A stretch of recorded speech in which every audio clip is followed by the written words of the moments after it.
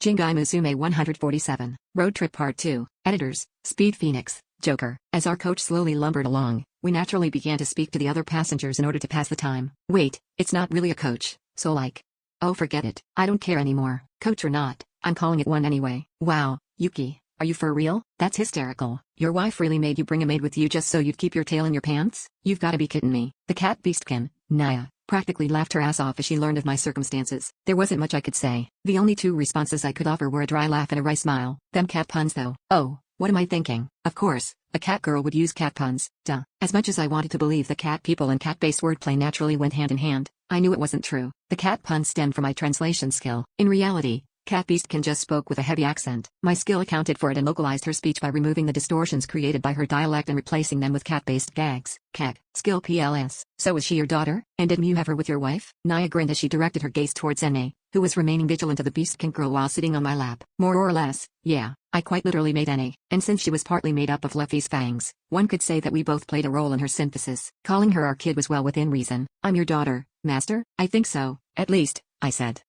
If you're okay with it, I'm okay with it. Ene cut me off in order to voice her agreement before I could even finish my sentence. And I'm very happy. Alright. I guess that's that then. I couldn't help but stutter, mostly because I was taken aback by the sheer extent of her enthusiasm. You know, now that I think about it, Ene doesn't really let it show that much, but she's practically bursting with emotion, isn't she? Not that I mind, of course. It's adorable. Wait a second, friends. Does that mean you two aren't actually related by blood? There are some extenuating circumstances, I said. I'm sure there are, said Hilaria. She glanced at the sword I had strapped to my back as she muttered under her breath. It still didn't seem like she was over the whole personification thing. Come on, Naya. You really need to start respecting other people's privacy. Mill, the girl sitting next to Naya, scolded her. Mill looked the part of the archetypical mage. She had a robe, a pointy hat, and a large gnarled wooden staff. She belonged to a race of demons known as witches. Demons were, in general, gifted in terms of their magical abilities, but witches were even more so. Unlike most other demons, witches didn't have any visible distinctive characteristics. Mill more or less looked no different from the average human girl unless I made use of my magic eye. The only trait I could note was that she was so tiny and pitifully flat that not even her robe could hide her complete and utter lack of curves. Though, that might be more of a Mill thing than a witch thing. What is it? The girl in the pointy hat questioned me as she noticed my gaze. And nothing, really, I said. I was looking at your staff. It's huge. Oh,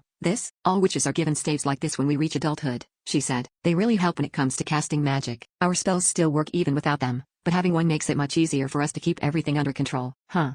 Neat. So that's what staves do. I should probably try making one sometime. My gut's telling me that I should be able to pull it off if I use weapon transmutation. Wait, did you just say you're an adult? I cocked an eyebrow. What are you trying to say? Complained Mill. I'm a full-grown adult. I'm even going to say it one more time just in case you didn't hear me clearly enough. I am an adult. She got really close and more or less shoved her face into mine, completely violating my personal space as she pressed her point. Alright, I get it. You're an adult and you're all grown up. Only after I nodded did she finally back away. Seeing that I was once again in the green, I immediately muttered a certain thought under my breath quietly enough for her not to hear it. How old do you need to be an adult anyway? 15, my lord, whispered Layla. Ooh, I see how it is. As far as I could tell, there were ultimately two possible reasons as to why she was acting the way she was. The first was that she was frustrated because people kept labeling her as a child, either by mistake or intentionally because they wanted to tease her. The alternative was that she had only just come of age. Whatever the case, the end result was the same. She desperately wanted everyone to know that she was an adult, hence the insistence. It's alright, witchling. If it's option 2, then you might still be fine. Being 15 means you've still got plenty of time to grow, and if that's the case, then I'm sure you'll get to say goodbye to that pitifully flat chest of yours eventually. Of course, while Mill looked like she was still just a teenager, I knew better than to assume that to be the truth. I happened to live with someone that looked like they were still in middle school despite being over 1,000 years old.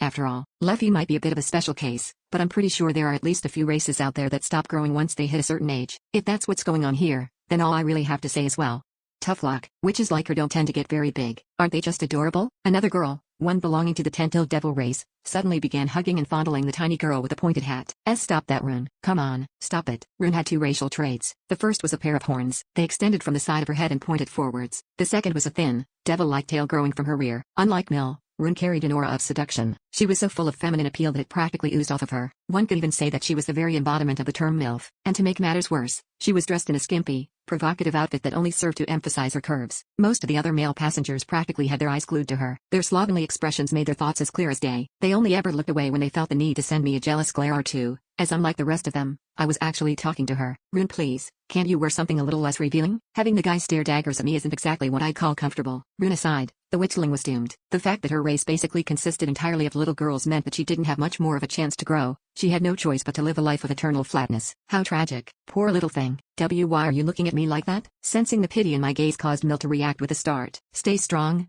witchling. Stay strong, witchling? The tiny mage screeched her new nickname at the top of her lungs as Naya and Rune both broke into hearty laughs. The three women were companions. They were all adventurers and they had apparently been working together for a long time. In fact, their choice of career was the reason that the girls were here to begin with. They had been tasked with guarding the coach. Composition-wise, their party had a vanguard, a rearguard, and a scout. These roles were fulfilled by Rune, Mill, and Naya respectively. It turned out that Rune's class was Sword Dancer. I didn't know too much about it, so I referred to the handy-dandy mage-shaped encyclopedia I happened to have at hand. According to Layla, sword dancers danced around while casting spells that inflicted harmful status conditions before moving in for the kill with a pair of blades. They had the tendency to dress lightly in order to draw in their enemies' eyes, as it was easier to cast spells that caused mental abnormalities if the spell's intended targets were staring right at them. The tactic was extremely effective, especially when men were involved. Evidence of its success could be seen from how well it was working on the coach's other male passengers. I, however, was safe. Na would move to block my line of sight each and every single time I so much as looked in the MILF's direction. It turned out that my sword happened to be enchanted with charm resistance, and much to my displeasure, it was working perfectly. Allowing the adventurers responsible for guarding the coach to casually laze about inside of it may have seemed to defeat the purpose of employing them in the first place, but that wasn't the case at all. The coach actually had 2 parties worth of guards and they were working on rotation in order to ensure that both remained rested and up to the task. The other party was currently outside and the 2 were set to swap shortly. I guess only having one group just doesn't cut it for a trip this long. The passengers probably feel a lot better knowing that the people trying to keep them safe aren't totally worn out. Huh? The fact that the Demon Realm even had adventurers in the first place was something that had left me quite surprised. The guild in the Demon Realm was, of course, not affiliated with the guild in the human world given to the hostile nature of the political landscape. However, they were functionally identical. The jobs listed were apparently pretty much the same, and there would even occasionally be an exchange of human capital. Literally, human adventurers particularly keen on seeking thrills would occasionally venture out from the human world and find themselves employed in the Demon Realm. Fortunately for these individuals, the Demon Realm ran on a merit-based system. Race was irrelevant. No one was looked down upon so long as they were strong and capable of getting the job done. That said, there were only a few souls brave enough to try. I felt as if I could probably count the number of human adventurers I saw on one hand. Witchling? Witchling? Complained Mill. What do you mean witchling? That's so rude. Please take that back right this instant. Oh, right. My bad. You're a lady, a full-grown adult, I said. Here, take some candy and cheer up, alright? Wow. Can you believe this man? How could anyone possibly be so rude? Well, someone doesn't like candy. Oh well, that's too bad then. I guess I'll just give this to Annie instead. Oh man. That was perfect, cackled Naya as she gave me a few slaps on the shoulder. That attitude of yours, Yuki, it's hilarious. It's clawful too, but I can't stop laughing. Just like that, we continued to idly chat the hours away as the coach slowly rumbled along.